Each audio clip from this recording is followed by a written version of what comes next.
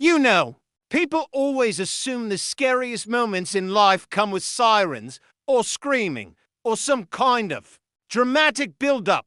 The kind you see in crime shows where tension is spoon-fed to you, like they want you to feel it coming. But in real life, fear slips in quietly. Sometimes it just walks straight through your front door and sits down across from you, holding a gun like it's a TV remote. That day, it didn't come with thunder or panic. It came with a phone call from my daughter, 5 simple words said in a tone so calm it froze my blood before I even had time to understand them. Mom, there's a man with a gun. Even now, every time I replay that moment, I still remember how the conference room around me just faded. My co-workers were talking. My boss was mid-sentence. Someone was passing around cookies for a birthday I wasn't even sure I had signed the card for. But all I heard was my daughter's voice, eerily steady, like she was talking about someone knocking on the door to borrow sugar. I grabbed my purse and walked out without saying a thing. The automatic doors of the building opened like they knew I didn't have a second to waste. And as soon as I hit the parking lot, her voice echoed again in my mind, calm, almost amused. Like she'd already decided this wasn't going to end badly. What she didn't say over the phone was that the man with the gun was from our homeowners association. Yeah, welcome to America, the land where your hoa president might actually be more dangerous than the random guy behind the gas station. But before I get ahead of myself, let me walk you back to the beginning. Before the gun, before the threats, before the red X someone spray painted on my lawn like they were marking a crime scene. Before all of that, I was just a recently divorced 46-year-old woman, trying to build a quiet life in a suburban neighborhood called Maplewood Crest. And if the name sounds peaceful, that's exactly why I picked it. The real estate flyer practically promised me birds singing on branches and neighbors waving over white picket fences. I wasn't naive, I'm an attorney. For God's sake, but after 20 years of marriage that ended more like a business negotiation than a love story, I wanted a break, a clean slate, a place where the loudest thing I'd have to deal with was my elderly neighbor's lawnmower on a Saturday. So when the realtor mentioned there was an active and engaged hoa, I shrugged it off. I'd lived under HOA letters before. They send newsletters, argue about mailbox colors, and occasionally remind you your trash cans are visible from the street. Annoying, yes. Life-threatening, absolutely not. At least, that's what I thought. Back when I still believed suburban drama topped out at passive-aggressive group emails. The first day I moved in, I was unpacking my kitchen trying to decide if the mug should go above the stove or next to the fridge when the doorbell rang. I opened it to find a woman in her early 50s wearing a smile so tight I swear I could hear it creak. She held a binder as thick as my forearm and had the overall vibe of someone who alphabetizes her soup cans. "Welcome to Maplewood Crest," she said. "I'm Sharon Keller, the hoa secretary. This is your welcome package and rulebook. Please review it to avoid incidents." She said incidents the way a prison guard might say solitary confinement. The way someone says a word they enjoy a little too much. But I figured maybe she was just socially awkward. Everyone is quirky in their own way, right? Later that night, I opened the binder and realized, no, this wasn't quirkiness. This was a dictatorship disguised with pastel clip art and bolded bullet points. No street parking after 9 p.m. No gatherings of more than 6 people without hoa approval. No decorative flags except on federal holidays. No recording hoa members during enforcement visits. Mandatory compliance inspections with 24-hour notice.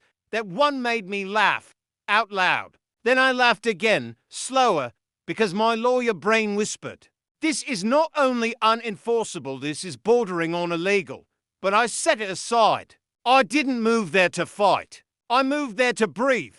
A week later, my daughter, Avery, showed up for her 2-week vacation, though vacation is a generous word for someone who works the job she does. Avery is 32, sharp as a blade, level-headed, and not easily rattled. She's like me, but stronger in all the places where I ended up being softer over the years. Most people know her as a federal employee, because that's what she tells them. She likes blending in, likes being the quiet one in the room. What they don't know is that the federal employee part is only technically true. Avery is actually a tactical operations commander for a specialized FBI unit. The kind of unit that gets called when the situation is too dangerous for regular agents.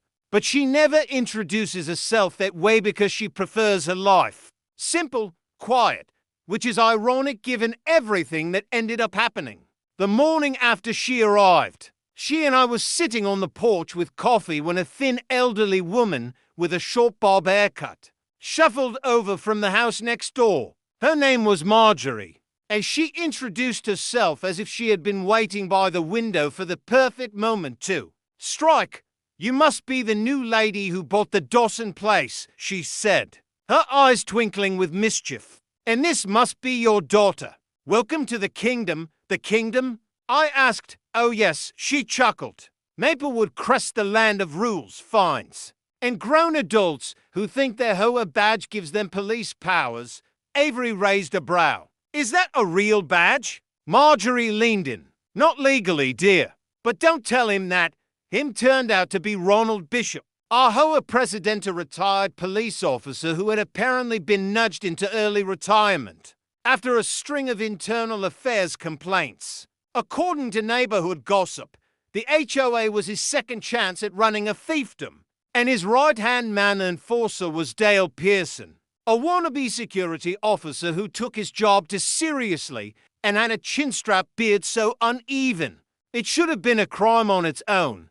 I didn't want to judge based on gossip. People exaggerate. Drama spreads. So I thanked Marjorie, finished my coffee, and reminded myself not to jump to conclusions. I should have listened to the gossip. The first sign of trouble came with a bright orange slip tucked under my windshield wiper. A violation notice for improper vehicle alignment. Translation: I parked slightly crooked in my own driveway. $50 fine. I hadn't even lived there 10 days. Avery looked at the slip, then at my car, then back at the slip like she was waiting for the punchline. "Mom, they fined you for being 2 inches off a line no one can even see." Apparently, I sighed. "I guess this is how they maintain their suburban utopia." "Well," she said, folding her arms. "In my line of work, we call this harassment with paperwork. I decided to email the HOA board not aggressively, just a polite reminder of state laws regarding private property use and unenforceable HOA regulations. I cited precedents, provided references, and signed it formally. Professional, com. 30 minutes later, my phone rang. And that's when I heard his voice for the first time, smooth in a way that tried too hard to sound polite. "Ms. Lawson," he said, "this is Ronald Bishop, HOA president of Maplewood Crest. I understand you have concerns." Before I could reply, he continued, "As a newcomer, you may not understand the standard we uphold here. We maintain order, we maintain property values, and we expect compliance. If you're unable to do that, perhaps this isn't the right community for you." I felt my jaw clench. "Are you threatening me for asking a question about a parking rule?" "Not threatening," he said, voice dropping lower. "Just advising. Things tend to get uncomfortable for residents who don't align with Maplewood Crest expectations." He hung up, just like that. Avery, who had been standing behind me during the call, muttered, "Mom, congratulations. You've officially met the king of the kingdom." The next day, Dale the chinstrap guy spray painted a giant red X across my lawn in broad daylight while whistling when I stepped outside to ask what the hell he thought he was doing. He tapped the gun on his hip like it was punctuation. "Final warning," he said. "Your property is out of compliance." Then he strutted off like he just performed a sacred ritual. Avery watched all of it with this unsettling calm, the kind she gets when she's assessing a threat. And that was the moment I realized Maplewood Crest wasn't a cute suburban community. It was a pressure cooker, a small kingdom with a self-appointed tyrant. And I had just become the newest target. I didn't sleep much that night. It wasn't fear. Not exactly. It was more like my brain wouldn't stop replaying the absurdity of a grown man, marking my lawn like he was tagging cattle. Every time I closed my eyes, I saw that red X glowing under the porch light. And the more I thought about it, the more it stopped being ridiculous and started feeling personal. By morning, I'd convinced myself this was fixable. Everything is fixable when you have the right information. That's something my career drilled into me. So I made coffee, opened my laptop, and started researching HOA abuse cases in our state. It didn't take long to find stories eerily similar. Boards misusing funds, enforcing fake rules, weaponizing fines, intimidating homeowners, lawsuits, arrests, sometimes even violence. But Maplewood Crest, spotless record. No complaints filed, no lawsuits, nothing. To spotless. Avery walked into the kitchen halfway through my third article, hair in a messy bun, wearing one of my oversized hoodies she'd stolen at least 8 years ago. "You're up early," she said, leaning over my shoulder to read the screen. "Ufo Morphia are?" Something like that. I muttered. She poured herself coffee and sat down across from me. And because she knows me too well, she lowered her voice and asked, "What's the real plan, Mom?" I hesitated, then admitted, "I want to know what I'm dealing with before I escalate anything." She smirked. "Good, because I already started." I blinked. "Excuse me? I talked to the neighbors last night while you were on the phone doing lawyer things. Just casual stuff. Asked how long they've lived here, what they think of the hoa. You know, small talk and everyone's terrified. Terrified. Not annoyed. Not frustrated. Terrified." That word sat in my chest like a stone. Avery continued, stirring sugar into her mug like she was talking about the weather. "One guy, Jonah, said he got fined $300 for leaving his holiday lights up in mid-January. But here's the twist. He didn't put up any lights that year. His wife was in chemo. But Dale slapped the fine on his door anyway. Said it was reported by a neighbor but wouldn't tell him who." I shook my head. "That's I know," she said. "And another neighbor, the lady with the poodle? She said the hoa threatened foreclosure over an unapproved roof modification. Wanna guess what that was?" I sighed. "Tell me." "They claimed her shingles were the wrong shade of brown. She had the receipts. They matched the hoa-approved color exactly. This is insane. Yep, and everyone knows it. But nobody wants to challenge it because Ronald has connections."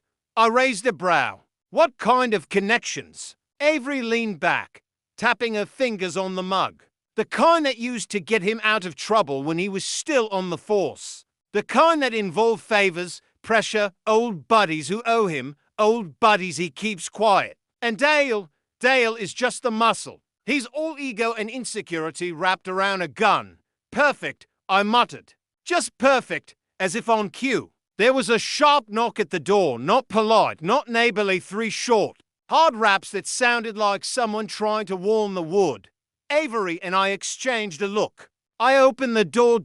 And there he was. Ronald Bishop. In the flesh, shorter than I expected. Thinner. Hair slicked back like he practiced the gesture in the mirror. He had this way of smiling without moving any part of his face. Except his lips, like he wanted you to see the smile but not feel it. "Ms. Lawson," he said, hands clasped in front of him. "Lovely morning.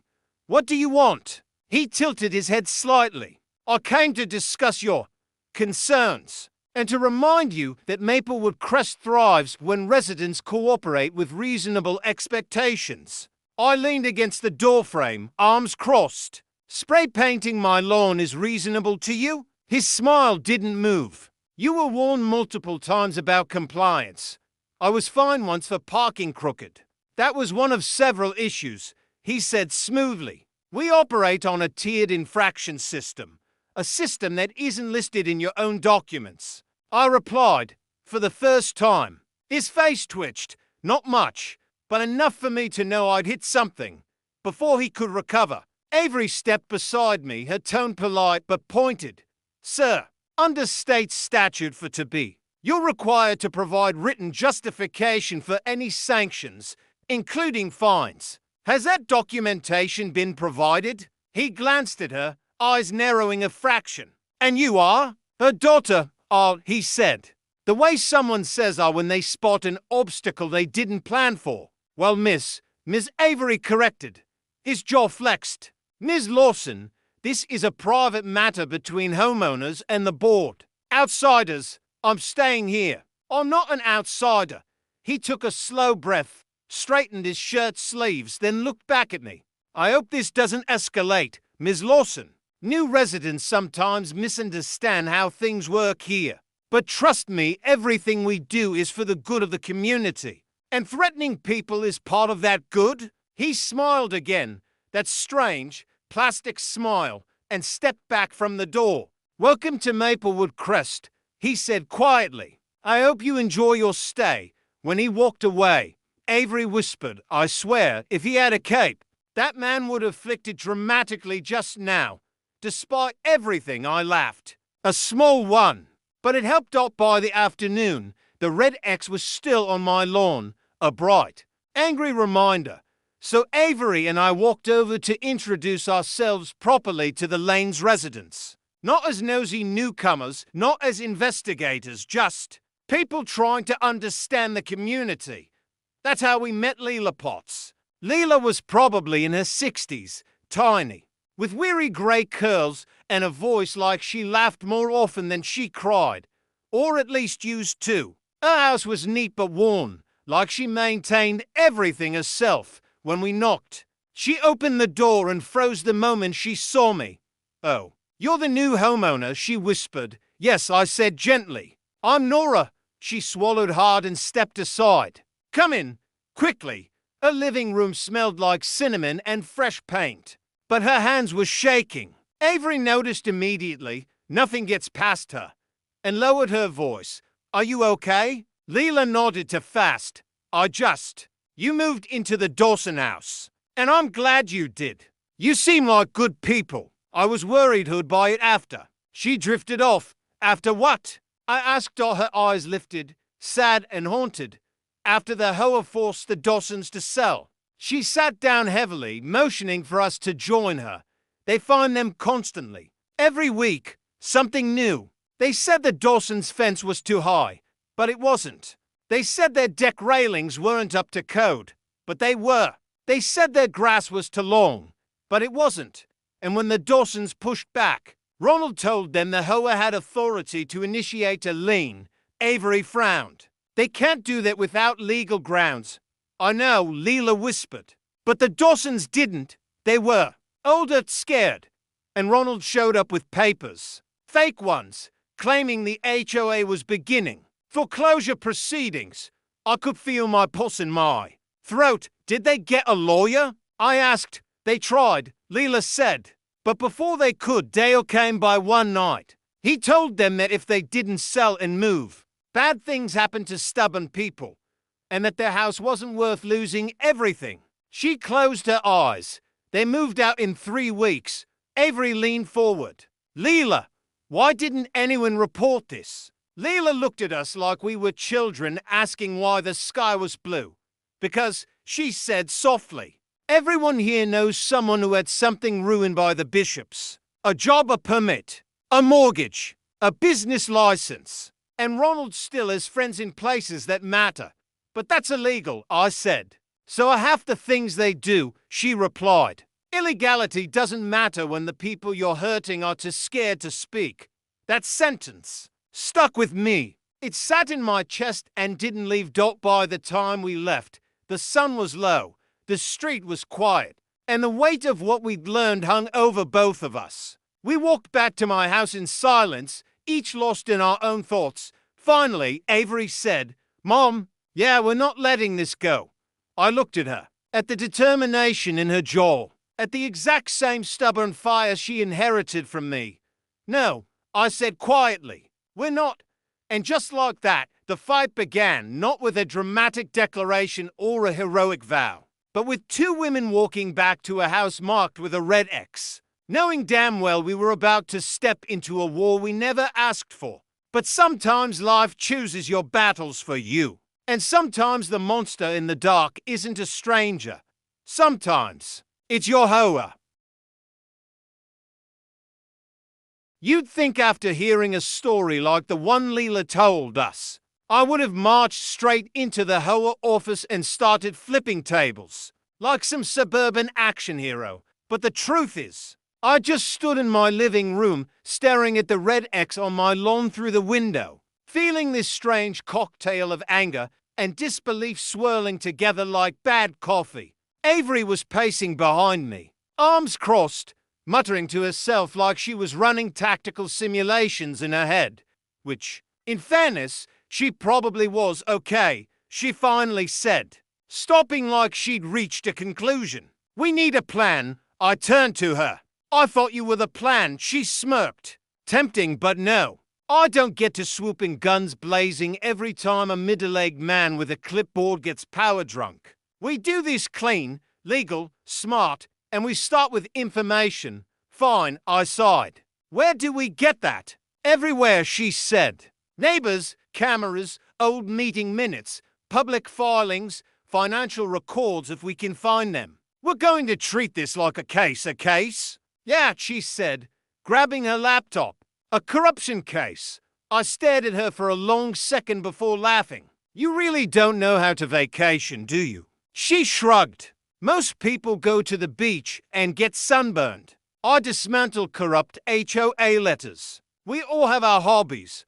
I rolled my eyes, but honestly, I was grateful. I'd spent years defending people in court, but corruption like this, embedded in a community, built on fear, left to grow unchecked. That was a different beast. And Avery, she knew how to hunt beasts. That night, we knocked on more doors. Not to interrogate, to listen. We talked to Jonah, the guy with the Christmas lights. Fine. He was younger than I expected, maybe late 30s, with tired eyes and a handshake to light. Like he'd gotten used to making himself small. They drove my wife to tears. He admitted quietly. She was sick, and we were already drowning in medical bills. Then Ronald kept showing up, saying our property wasn't meeting aesthetic standards. Aesthetic. Like that mattered when she couldn't even get out of bed. He rubbed his face. I didn't fight. I just paid the fines. I didn't want her stressed. We talked to the poodle lady, Ms. Hon. She showed us a stack of letters from the HOA, most of them contradicting each other. You fix one thing, she said, and then they invent more. What happens if you don't fix them? I asked. She looked at the floor. They said I'd lose my house. And the thing about it was, she believed them. That's what scared me most. Not the fines. Not the red X. Not even the gun Dale casually tapped on his hip like he thought it made him important. It was the fear. The quiet, choking fear that had settled over every home on that street like fog. These people weren't weak. They were tired. Tired of fighting. Tired of being lied to.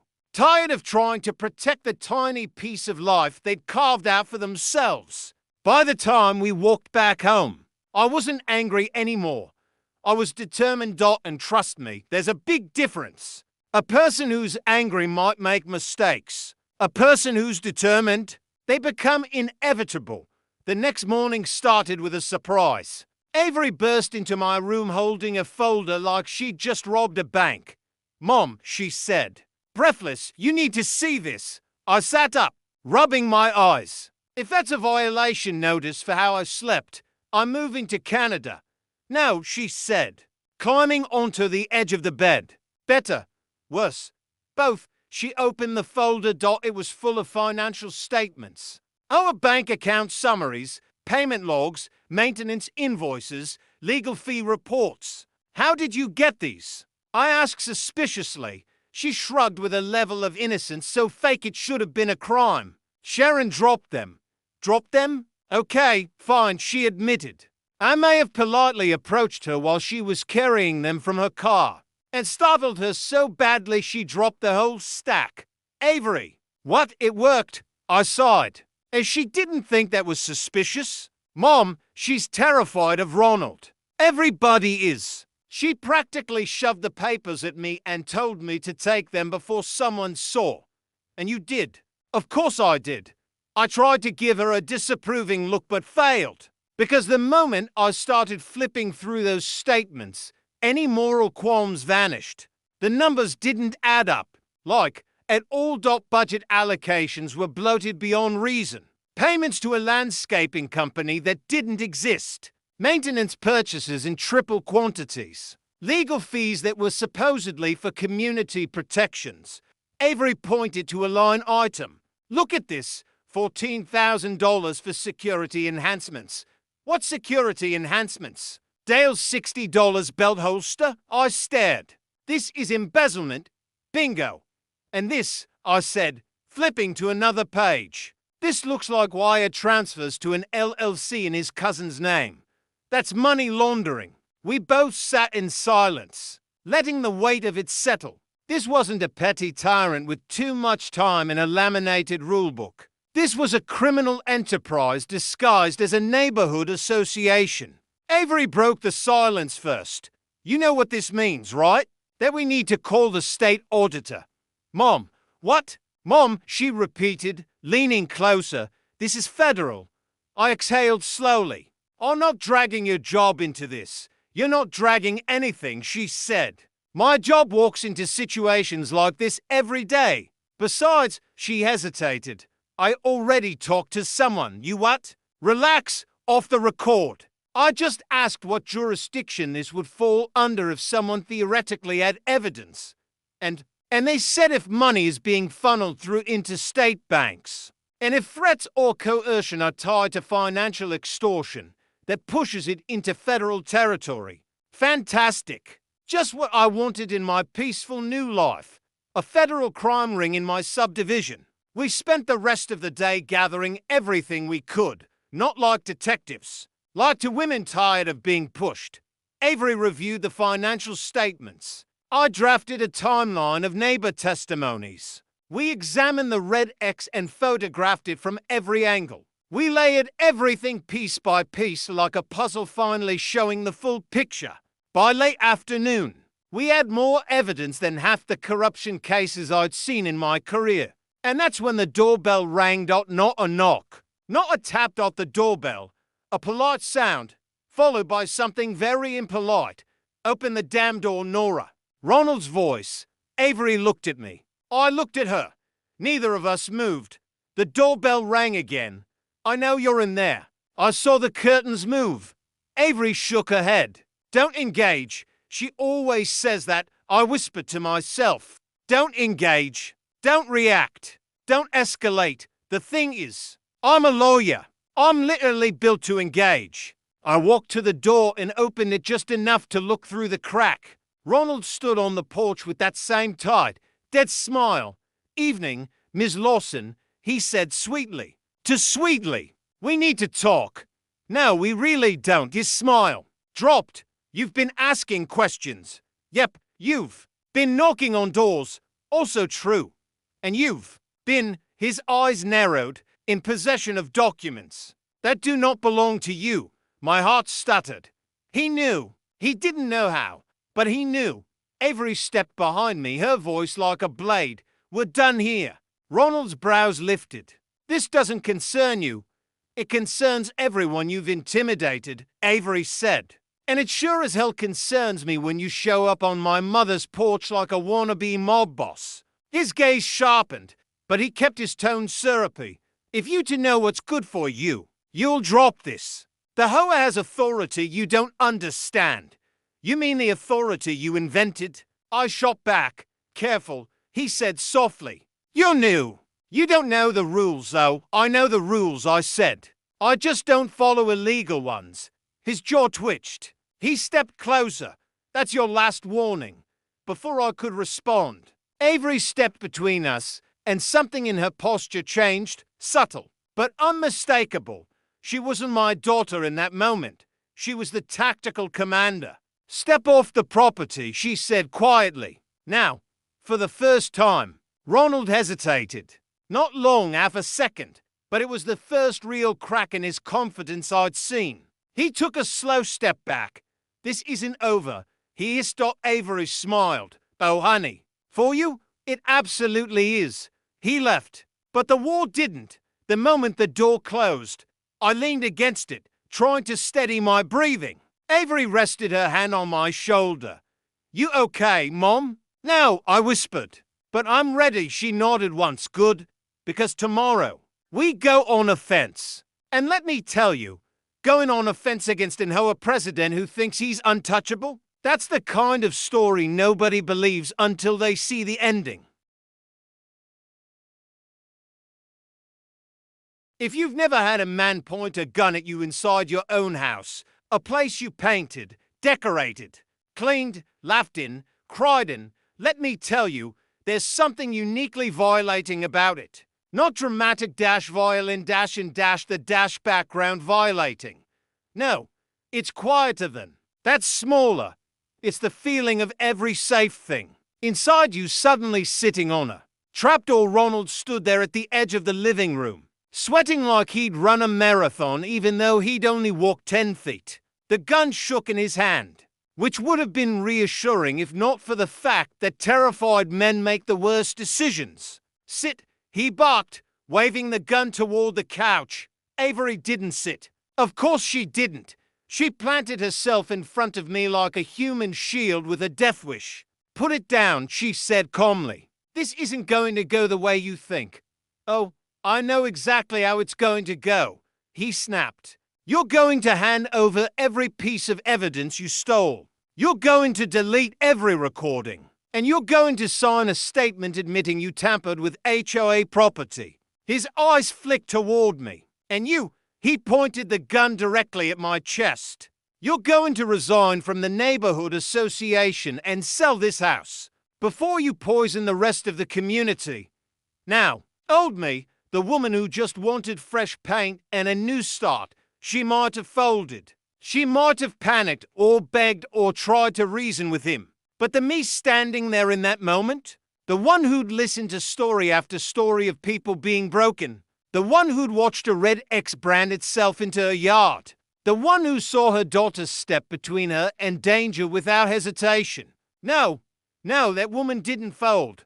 I stepped beside Avery. Ronald, I said, you have no idea how badly you've miscalculated. He jerked the gun toward me. Shut up! Avery held up her phone, still recording, and her voice lowered into that tone only a trained professional can manage. You're already done. You walked into our home armed. That's a federal felony. You threatened the homeowner. Another felony. And you attempted to coerce signatures under threats of violence. That's extortion. Again, felony. Ronald's hand shook harder. Nobody's going to believe you, he said. This neighborhood knows me. They trust me. Avery smirked, cold, razor sharp. Great. Say that again for the camera. His jaw clenched. Turn it off, not a chance. He stepped closer, the gun rising with him. And that's when I realized something. Ronald wasn't in control. He wasn't the mastermind he thought he was. He was scared, cornered. His little dictatorship was collapsing and he was grabbing for whatever scraps of power he could still hold. Ronald, I said gently, you don't have to do this. Yes, I do. He screamed, voice cracking. Everything I built, everything I fixed, you're ruining it. Fixed? Avery echoed. You destroyed people? No, he spat. I disciplined people. I kept order. Without me, this neighborhood would fall apart. You think Sharon could run anything? You think those weak little sheep could survive without someone in charge? His voice wavered. I made this place safe. I shook my head. You made it quiet, Ronald. There's a difference. He blinked like the words hit him somewhere he wasn't expecting.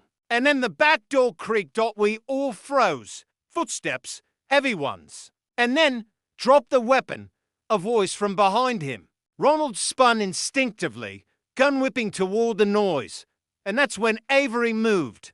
I've seen my daughter do impressive things. Win medals, lead teams, navigate crises with more grace than most people manage at a dinner table. But nothing compared to the blur of movement that followed.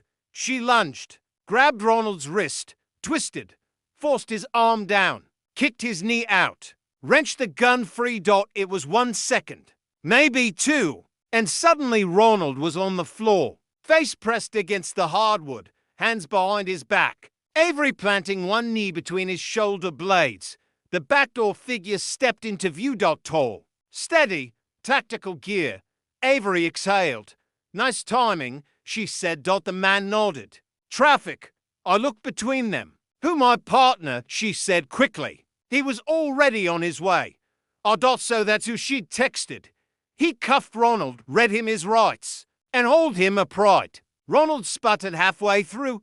You can't arrest me. I'm the Hoa President. Avery raised an eyebrow. Not anymore. His gaze darted to me. You did this. You ruined everything. I shook my head slowly. No, Ronald. You did. They escorted him out the front door, and I stood there, arms wrapped around myself, trying to keep my knees from shaking. The gun lay on the floor where Avery had thrown it, and for a moment I just stared at it. A small, stupid object that nearly rewrote my entire life. Avery touched my arm. You okay? No, I admitted. But I'm here, she nodded. That's enough. We stepped outside to a dozen neighbors clustered on lawns, whispering, wide-eyed, watching Ronald being shoved into the back of a federal vehicle.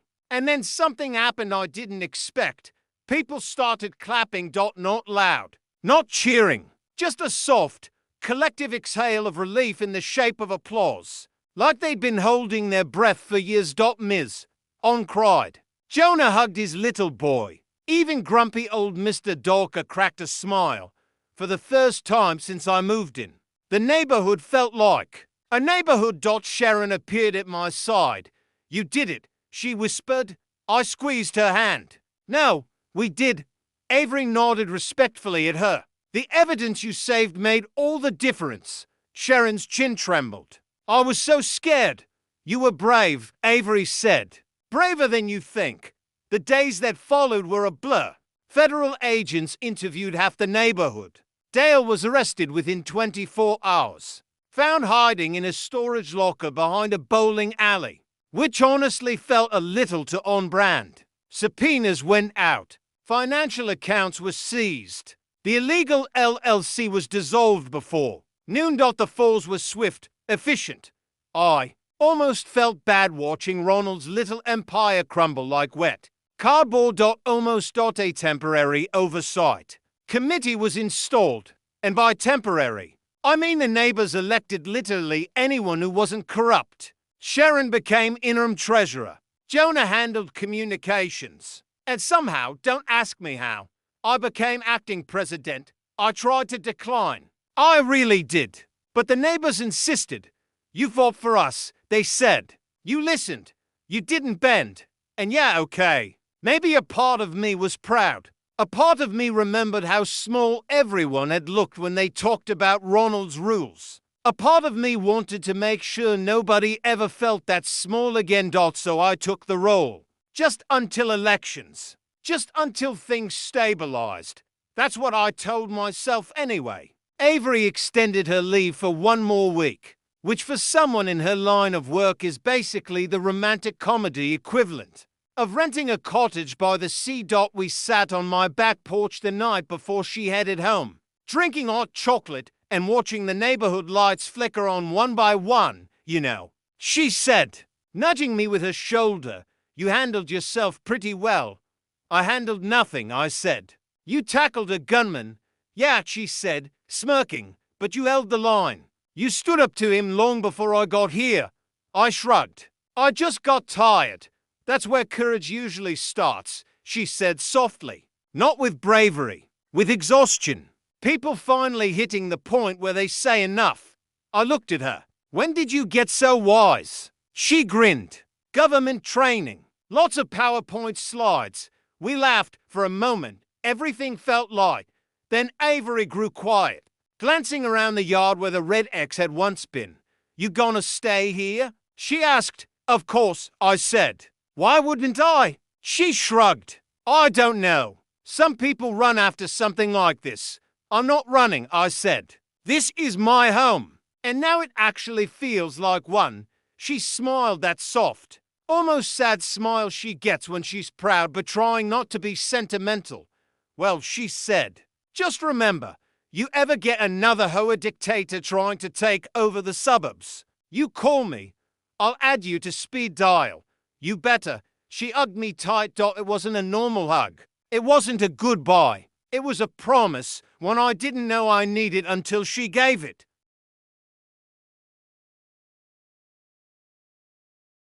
3 weeks later, the official letter arrived. Ronald Shelby charged with extortion, fraud, embezzlement, money laundering, interstate financial crimes, felony, intimidation, armed coercion, and for some reason, 2 counts of illegal wildlife possession. We don't talk about that last one. None of us want to know. He took a plea deal. 14 years. No parole for the first 7. Dale got 8. The neighborhood didn't throw a party. Not a formal one. But somehow everyone ended up outside the evening the news broke. Lawn chairs and lemonade and small talk drifting up into the warm air like the world was lighter. And you know what? It was. For the first time, people weren't afraid. Kids played in driveways again. Ms. Hon walked her poodle without scanning the street. Jonah hung Christmas lights in April, just because he could. And me, well, one morning I stepped outside and found a small wooden sign staked neatly into my front yard. Burned into it were the words, "Welcome to Pine Ridge, rules enforced by common sense. Tyrants will be composted." I laughed so hard I nearly cried. Turns out the neighbors had voted unanimously to give me a permanent seat on the board. Checks and balances, they said. Someone who fights back, they said. Someone who won't let another Ronald rise, they said. I didn't want power. I didn't even want the title. All I wanted was peace. But sometimes the only way to keep peace is to stand in front of the people who try to break it. So yeah, I stayed. I planted flowers where the red X had been.